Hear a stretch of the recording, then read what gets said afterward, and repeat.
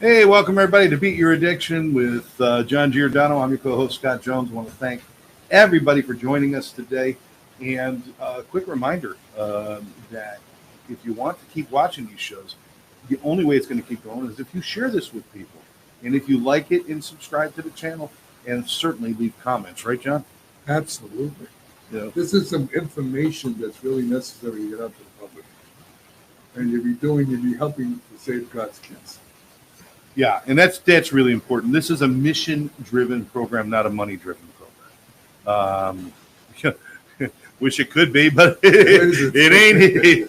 It isn't what it is. No ticky, no shirt. So, John, you've got a lot going on. I know a lot of times we have guests, but every once in a while it's good to kick back and find out what's going on.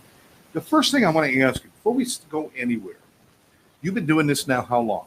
Helping people with addictions. Well, I'm 39 years in recovery, and I've been helping people with addiction for 37. All right, so 2 years in, you started helping, and then it just took off from there.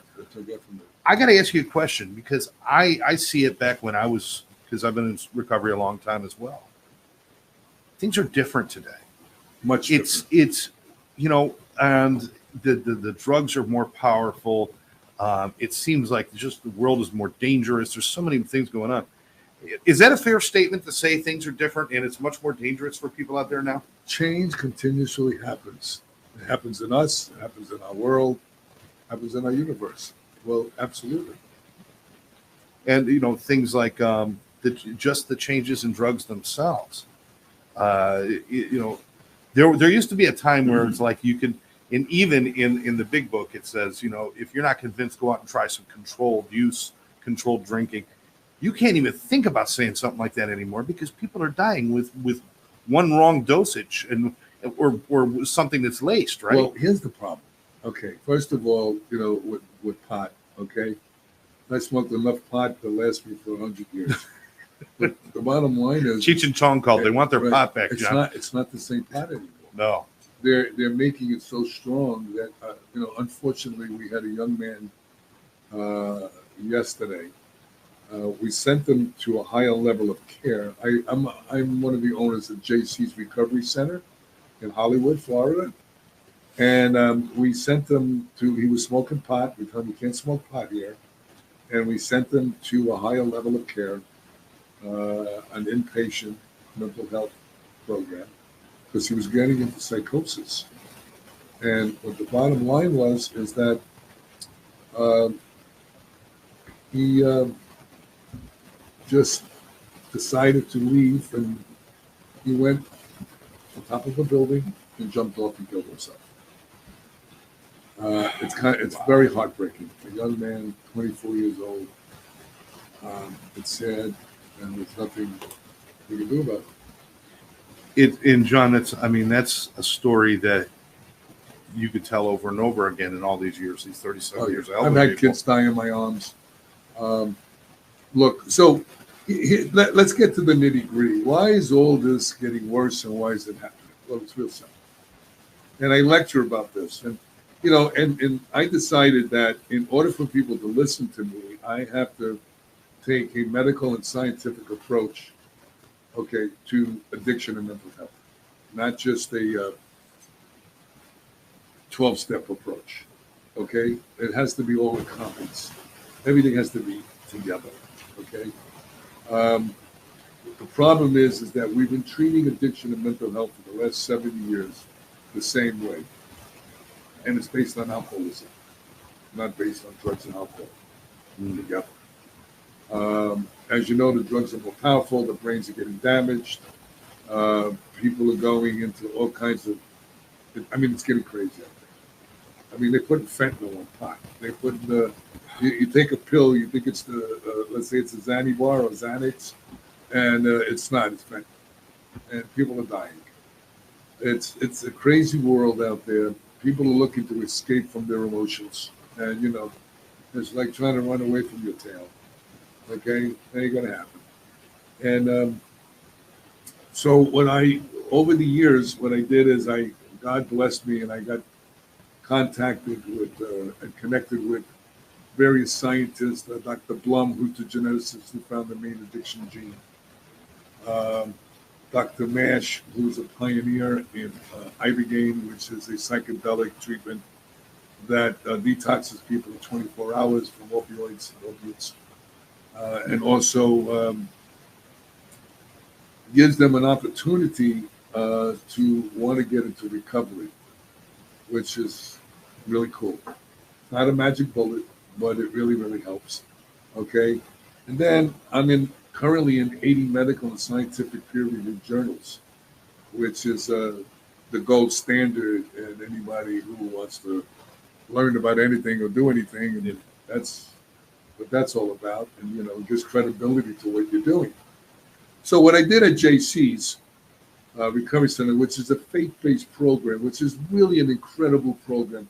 I watch how that faith-based, that non-denominational program has brought people back into a God of their understanding. And it's an incredible program with incredible staff, and they really, really care about the clients. And it's not a fancy program, but it's a real fancy program when it comes to recovery. And what I instituted was our holistic addiction executive wellness program. And what we do we have two programs, one for the insurance base and one for the cash base program. And even the insurance base, which is really like the insurance is not hardly paying anything, Scott, anymore. I know. We give them nutrient IVs. We give them counseling for how to eat, exercise program, what to do with that. We teach them life skills, all of these things, besides trauma work, besides group, individual, and family therapy, all the standard stuff. So we take it a step further. But now our executive program is a lot different. We take them to a place that does cold plunge. That's where you immerse your body in cold water, helps with inflammation, helps with focus, helps with discipline. It's an overall benefit for you. And then we take them to holotropic breathing, and holotropic breathing helps with your mental attitude and how to get stronger mentally.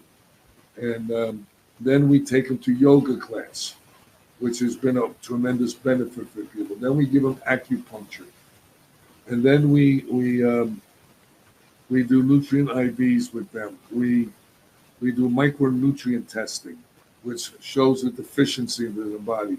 We do gut testing, which shows the deficiencies in your gut. We do heavy metal testing, which shows the interference that heavy metals cause in the body.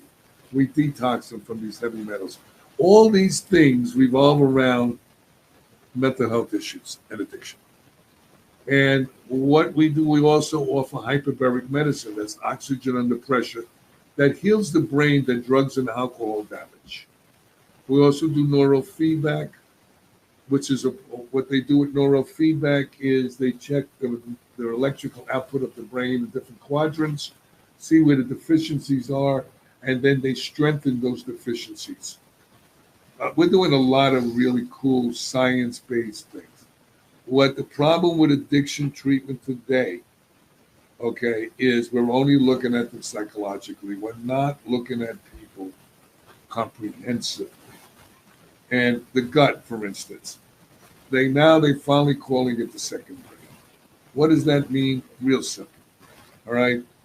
Dopamine and serotonin, which is the feel-good drugs that actually we chase when we do certain behaviors and certain drugs and alcohol. Okay? Those are the things we manufacture naturally. That's what we're chasing. And that's what's in your gut. About 80 to 90% of dopamine and serotonin is manufactured in your microbiome, microbiota, the flora in your gut. It goes up your vagus nerve, deposits it into your brain. So if your gut's out of whack, your brain's out of whack. Now, what people don't realize also is there are co-contributing factors to depression and anxiety and addiction. So what are they? They're not just psychological. They're not just trauma. They're not just emotional things. They're not just low self-esteem and all of that other stuff, which is important. But also, if you have a low thyroid, you're going to have depression and anxiety. And I always tell people, please do not believe a word I tell you. Go look it up for yourself. Because people won't believe you anyway. All right? If you have leaky gut syndrome, H. pylori infection, it can cause depression and anxiety. If you have low testosterone or high testosterone, it can cause depression and anxiety. If you have hypoglycemia, low blood sugar, it can cause depression and anxiety. If you have closed-end injuries, it can cause depression, anxiety, suicidal ideation, okay, and behavioral problems. All of these things are precursors for addiction and mental health we are not looking at. We continue to do a 70-year-old model that's based on alcoholism that only has a 5 to 8% recovery rate. Let's say a 10% recovery rate. That's it. And people are dying because insurance companies refuse to pay for any of this. I mean, it's sad. It's almost like they want us to die. So they're off their policies. It's like ridiculous. So that's why I do these podcasts, to teach people how to look at addiction and mental health, not just from a psychological point of view, but from a holism, from a whole body point of view. And we're getting tremendous results with our program. Tremendous results. So all I can tell you, I'm a result player. You can talk all you want. Doesn't mean anything to me. I want to see the results. I'm a martial artist. You tell me you're a tough guy, good. Get on the mat. Let me see how tough you are. It's simple stuff. I mean, it's not rocket science, guys. So if you really are interested in any of our programs, okay, call JC's Recovery Center in Hollywood. Yeah, website, jcrecoverycenter.com. Very simple. jcrecoverycenter.com. Now, if you want to know more about me, it's right on there. It's John, the letter J, Giordano.com. You'll see the podcast. You'll see some of the science stuff. You'll see all these different things. Look, guys, the bottom line, people are dying out there. It's so sad. We had this poor young man jump off a building yesterday because he was in psychosis. And it's terrible.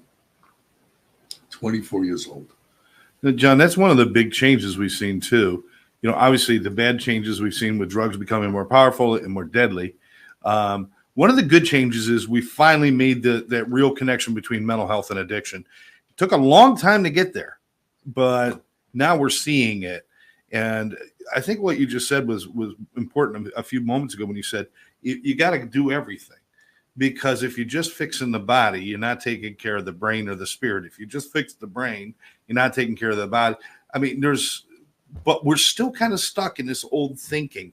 Why is that? Is it because people are afraid to take a chance? Or is it because it doesn't pay to take a chance? I got my own theories about that. And, maybe it's a little out there, but I really think that, listen, insurance companies, okay, their job is not to pay their treatment centers. The treatment center's job is to get paid. So if you own a business where your clients are costing you money, okay, and who would continue? Would you get a heart surgery if you only had a 5 to 8% recovery rate? I think I would find something different. Yeah. Why do we keep doing the same thing over and over again, expecting different results? My opinion is, and I know this is horrible to say, they want addicts to die. This way, they're off their insurance policies. Right. They don't have to pay for anybody anymore. I mean, nothing else makes sense, because why would you continue to do the same thing over and over again and get the same results? A 5 to 8%, a 10% recovery rate? Come on, give me a break. Listen, this is just John and I talking and theorizing and thinking about things. We're not making an indictment against anybody. No, I don't know for sure, but I don't know what else to say. But we could also say something like that makes sense, like because they are now insurance companies are now starting to move towards, they don't need treatment, they just need medication. That's what they're pushing towards. So now they don't have to pay out as much. Pharma makes big money now on these medications and the Suboxones and all this stuff. There's times when it's appropriate, but they're just doing it to save money now. Well, no, here's the deal. And not only to save money, but the bottom line is this. Look, you got these opioids, Suboxone, and all this. It's all the way back to methadone, right? Methadone. Yeah. Okay, they're trying to pill their way out of this. And what they're doing, they're the biggest drug dealers in town now. Okay? So they made it legal to be a drug dealer. And yes, there are a very small, narrow group of people that may get help from these drugs Correct. because they refuse to get well.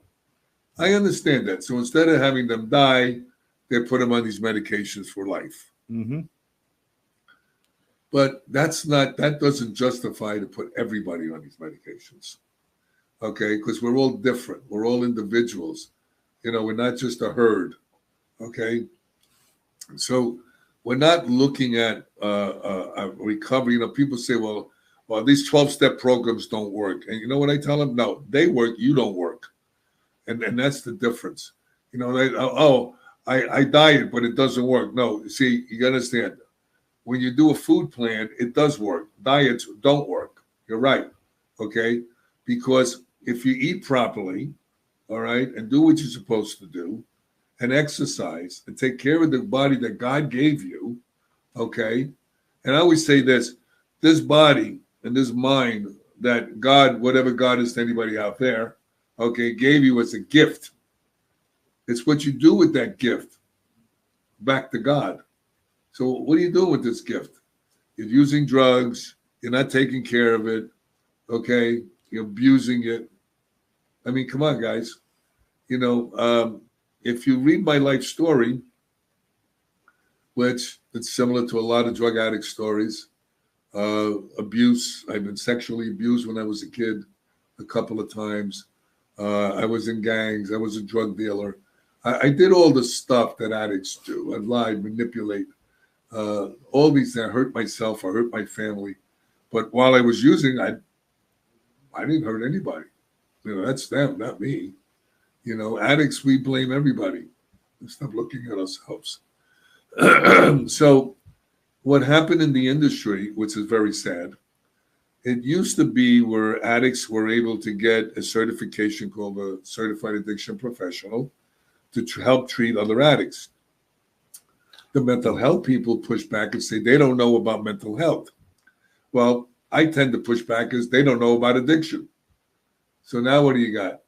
How about training both of them about both? Oh my God, what a novel idea. Cover it all. Why not? Now they have people that are, and I'm not saying all mental health people, but now they have people that have mental health degrees, okay, that really don't know about addiction at all. Okay? And that's the sad part. Yes, they have guys that are addiction specialists that really don't know about mental health. Okay. So maybe we should take a look at combining the two together. But of course we don't. So what insurance do, the company's doing, they're over-regulating treatment centers. And you can't hardly survive because that's what they're doing. They're over-regulating. You have to have a licensed person. A person with a certified addiction professional, the best they can do maybe is to drive a bus. And if they allow them to do a group, somebody has to sit there and sign off, which doesn't work very well. Right. It's really bad. Yeah, I mean, there's ways to supervise it without that. But you're right, John. They put up all these roadblocks for real recovery. And the combination of all those things, because everybody who walks through your door, no matter what their name is or what drug they used, everybody needs something a little bit different. And you've got to have everything available to them, right? But that's what I like about JC's recovery program. We're an individualized program, not one size fits all, okay? It's a spiritually based program, and we have aftercare for life, as long as you're alive and we're alive. You can come to an alumni meeting, and you come to we call it a power hour on a Monday night with Stevie B. Now, Stevie B, a lot of people in the recovery, field know him. He's a wonderful and amazing speaker, and he really captures people, and they really listen. Listening is a skill. You can hear somebody, but if listening is a skill, okay? So we have Brandon Hammer. He's our guy that goes out into the field and talks to the families and really, really helps them to understand how to bring their loved one into the recovery space. I mean, we have such a wonderful, wonderful group of people there. You know, we got John Cheros, my other partner, who handles the business end and trying to keep everything together. And listen, we go above and beyond what you need to do, because these are, my son almost died from this disease. I almost died from it, and so did my wife. To me, it's personal. Okay, do we want to make money? Absolutely. Okay, look, but money's not first. Clients are. Okay, and unfortunately, there are a lot of treatment centers that put money first and clients second. And to me, that's a very sad thing to do. If you want to make money, go sell drugs or do something like that. Get out of this industry. Stop, using people that are sick and suffering to make your living off of that. You only care about the money. And that's what's happening in the industry also. Remember, we're using a 70-year-old model for treatment that was based on alcoholism. Let me talk to you about that for a second, because let's just take your history and go back 37 years, or, that's when you started working with people. And I know right at the beginning, you got into ownership of treatment center, right at the beginning. Your ideas then, how different is John Giordano now in what he knows and what he thinks than the person then? And did you allow yourself to grow and change and do all those things? Well, Scott, when you're on this journey, okay, you have to learn to be open-minded, okay, not narrow-minded. Mm-hmm. I have learned so much from the beginning. I was on that path to find a better way of treating addicts and alcoholics and mental health people.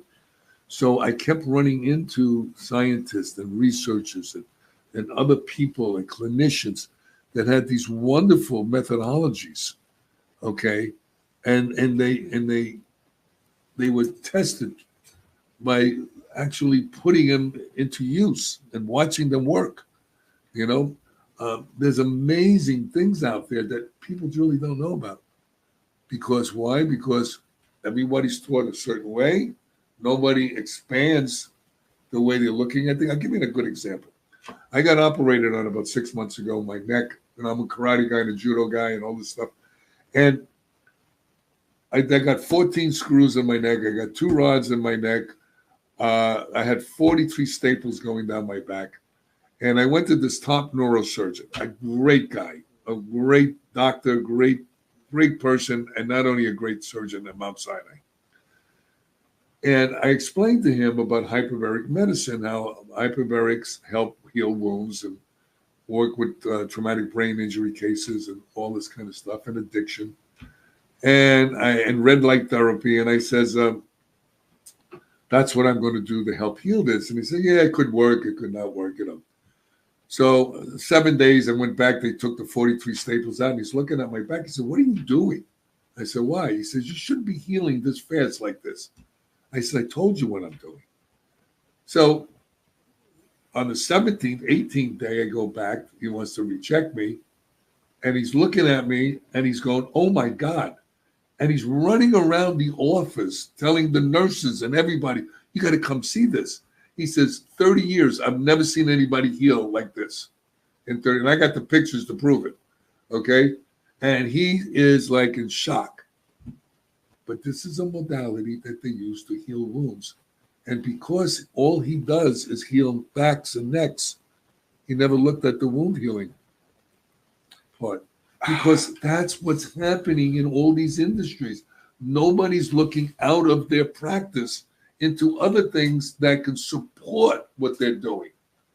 And that's what we do at JC's. I looked at other things that support recovery for mental health and addiction. And it's so important. Trauma work is important. Inner child work is important. Life skill training is important. All of these things are important. Group therapy, individual, family therapy. It's a system, okay? But so is the body. You have to look. You have to be a detective. You have to look at everything that can be a contributing factor to illness. Clients come in volume depleted and nutrient deficient. Why is that? Well, we're using drugs and alcohol. You think we're eating right? You think we're drinking enough water? Absolutely not. Okay? What do you think? You don't think that's causing a disruption in the whole system? You don't think that causes depression and anxiety? Well, it does. Go look it up, guys. Don't believe me. Just go look it up. John, just the terminology itself that we use these days, we didn't have terminologies before like harm reduction. Well, instead of getting rid of the harm, we're trying to reduce we're trying to reduce That's because or they pain don't know management. what to do. Instead of healing, they want to manage the pain. What happened to just good old-fashioned healing and looking for ways to heal the human brain, the body, and the spirit? Okay, here's what happened. Western ideas about medicine is fix it or put a Band-Aid on it after it's broken. Eastern philosophy is fix it before it gets broken. You see, we're not looking at how to actually prevent these things from happening. We're looking at trying to fix it after it's broken. It's all reactionary. You're just reacting. It's not proactive, it's Right. reactive. And that's our medicine. It's reactive, not proactive. So what you have to look at in the addiction field, the reason why treatment centers don't do all the things that I'm telling you about is real simple, okay? And it boils down to money, money. So people go, well, how do you do it? We found a company, and it's really interesting. We found a company that does IVs, they nutrient IVs, nutritional counseling, all kinds of different counseling things they do, that they have a grant. And what they do is they do STDs, HIV testing, all of the STDs and all this other kind of stuff. And they couple that with all the things that they need to do to support people that may or may not have that. And you know what they charge us, Scott? What? Nothing. Zero. That's excellent. So, I mean, it's pretty wild. So we give our clients what they need. Real simple. All right? We do the best we can with what we have. Unfortunately, and I hate to say this, if you have money, you get better health care. That's just standard. That's not even talking about addictions or mental health. No. That's standard. That's across the board. Anything you want done, it's all about money. It's all about money. There's not another country. I mean, we've got beautiful countries that put the health before the money because they realize if people aren't healthy, you're spending more money. If people are healthy, you don't spend as much money. Here's why That's what they figured this out. As smart as the insurance companies think they are, they're dumb as rocks. I'll tell you why. I have a methodology that's real simple. All right. When you have an insurance card, it's like a golden ticket. Okay. 3 hots in a cot, that we used to call it. Okay.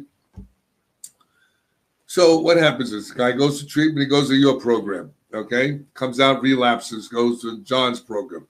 Comes out and relapses, goes to George's program, comes out and relapses. And he makes that circle all year long. Okay. Until he dies or gets well, hopefully. How much money is that causing the insurance companies? Right. A lot of money. So my proposal is real simple. There's a program, it's called the Physicians Referral Network, where doctors, they get caught using drugs or they turn themselves in. They have to go, if they want to keep their license, they're going to have to go to treatment. Mm-hmm. So they go to treatment for 90 days, inpatient, not outpatient, inpatient. And then they have a 5-year aftercare program once a week. They have to drop a urine. They have to go there. Okay. They have a 90% recovery rate. All right. The pushback is, well, they don't want to lose their license. Okay. Let's say we can improve 5% in treatment. Just 5. How many thousands of lives will we save? Yeah. Also, how do you do this? Okay. So depending on the severity of the illness, you can put a person in. Look, a guy's using 20 years, 10 years, 5 years. You're going to put him in for 28 days? Give me a break. Okay? You only can do so much in a short period of time. That's like telling a heart surgeon, you got 3 minutes to do a heart operation. Okay? I mean, it's like dumb as a rock. Right. All right? Why? Because they don't want to pay money. So here's the problem. Here's the proposal. Depending on the severity of the illness, they go into treatment 60 to 90 days. Okay? Then they have an aftercare program where they have to come in into aftercare, whether on Zoom or once a week in person. If they should relapse, they can come back in for 2 weeks, utilizing their insurance. But if they relapse again, they can't use their insurance policy for a whole year, and they're going to have to go to a public program. That will save the insurance companies a lot of money, and it will improve treatment outcomes. This is not rocket science. This is based on their model of money and our model on helping people. Right. There are some places, John, that have built themselves treatment centers, and they're not. There's a lot of good ones, but there's a lot of ones that aren't so good, Right. And a lot of them that are basing their income on how many times they can get somebody to relapse, how often they relapse. There's not a lot of good treatment centers. There are some good treatment centers. I'll be honest with you. Yeah, I'm trying to be nice, I'm not nice. I'm not nice because listen, I don't blame a lot of the treatment centers either, because they're being forced to do. I guess what I'm saying is there are some that are purposefully bad. There's some there's some who are purposely bad, and others that are just they just can't get over the hump and improve enough to be effective. Because they can't, because they're using a model that doesn't work. That's right. So I always ask, why do we keep doing a model that doesn't work? I don't understand the rationale. Okay. And, until somebody that has any power within some place, their kid starts to use drugs and then dies, maybe they'll get it. It's easy if it's somebody else's kid that's dying to make all these different decisions. Okay. But when it's your kid, I bet you it's going to be a little different. Okay. So that's why we do this program. We're here to help people to understand how to pick a good treatment center. Okay. And, one of the ways is you want to make sure you get individual therapy, you want to make sure you get all this group therapy, family, the trauma work, very important. Okay. But also the rest of the body. You can't, I laugh sometimes. Your brain gets damaged from drugs and alcohol. Nobody's going to disagree with that. All right. So let's talk to the brain. That's like getting a cut. Oh, talk to the cut. It'll heal. Okay. And we all know that's not going to happen. You can have a great attitude, but that still ain't going to fix the cut. Right. You have to take care of it. Okay. So the bottom line is this. All right. We have to come out of the box and go into a bigger box. Okay. Because what we're doing is not working. It's killing people. Okay. And it's crazy. When you go to treatment, if you don't put people on medication, the insurance companies say that they don't need to be in treatment. Now, yeah. It's like the most absurd thing. A guy's using drugs, and then he stops using his dopamine's into the ground, serotonin's into the ground. Of course, he's going to be depressed and have anxiety for the first couple of weeks. Why you want to lock him on medication? What's the purpose for that? I mean, it's crazy what's going on.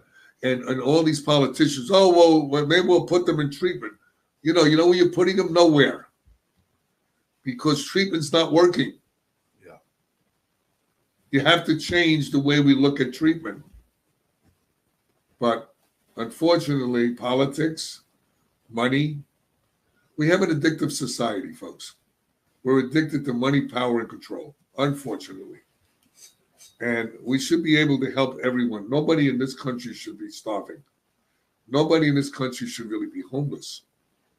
Our vets are not taken care of properly. Okay? Our elderly are not being cared for. Our elderly is not there. They're eating dog food. What is going on, man? Okay, I laugh with the politics that goes on. I don't know. To me, the both people that are running for president, I think they both are terrible. Who's worse? Pick your poison. Not to mention that you got the Republicans and Democrats yelling at each other in a room instead of doing their job. No. They're not taking care of the people who put them in office. They're just fighting over being a Democrat or Republican. No, they're fighting over who's better than who. Yeah, that's it. It's like high school, all right? And the bottom line is they're not taking care of the things that they need to take care of. All they're trying to do is one up for the other guy. Come on, guys, grow up and start learning to work together. Otherwise, what's happening, our country's getting destroyed. Look, Rome lasted a long time, and look what happened to Rome. And if you look at our country, we're doing the same things Rome did. Yeah. And that's the way it is. Scary stuff. But listen. But there's hope. There is always hope. There's hope if you speak up. If you speak up and if you stop putting blinders on and start, if you need some help, mental health, addiction help, any kind of help, get it and make sure that you're getting the right kind of care for yourself or your loved one. That's really important. Don't just listen to people.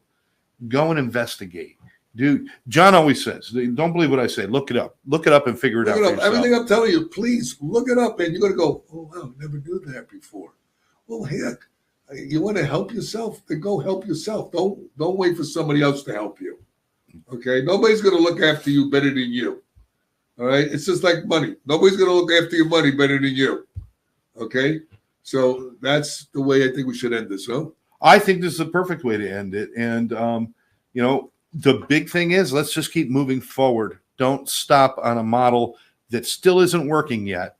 It is a work in progress. And hopefully one day, John, we'll be sitting here saying, I'm doing my best to get out there and knock it out of the park. We're getting to 40 to 50%. And then one day, God bless, we get to 60 to 70 and more. That's right. But right now, not acceptable. Don't forget. Yes. Check out JC's Recovery Center in Hollywood. That's right. It is jcrecoverycenter.com is the website. Phone numbers on there, everything. And you can also look up, of course, John, his books, his articles, and all the things he does at johnjgiordano.com. It's right there on your screen. All right, Scotty. Johnny, always a pleasure, my friend. And, we just keep fighting the good fight in spite of things. I'm going to ask, we'll end with one last question for you, though. What is it that there's times when you got to get frustrated? What keeps you going? The frustration. Because he's a sick man. No. All right. Hey, everybody. Thanks for joining us. Remember, every day, do 2 nice things for yourself, 1 nice thing for somebody else. You'll never have a bad day. Take care now. We'll see you next time. Bye-bye.